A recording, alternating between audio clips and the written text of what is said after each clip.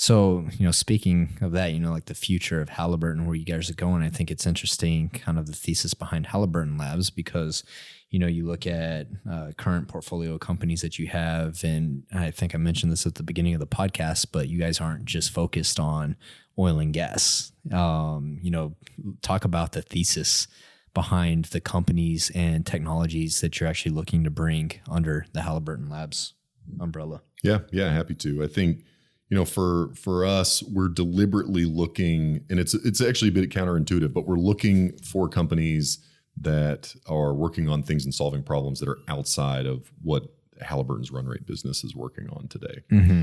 And so that actually, in terms of the range of applications, is really pretty broad, looking at things from power generation, fuel sources, to energy distribution, energy storage, things around kind of greening the grid, looking at energy conservation, kind of like we talked about with nanotech, and then even things like in the circular economy more broadly. So taking waste materials and turning them into useful raw materials.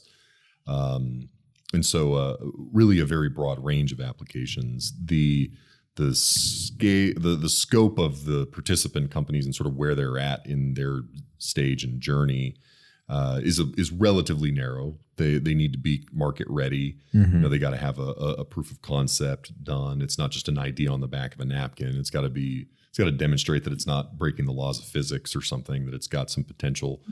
And we'd like them to be sort of pursuing their first institutional fundraise. And so they're generally at or near first revenue. And so kind of that seed to Series A kind of bridge is where we're targeting. Would it already be field tested or no? It doesn't have to be, but that they're sort of actively working to take that step, that they're getting to kind of that MVP, that they know what they're going to go take to scale.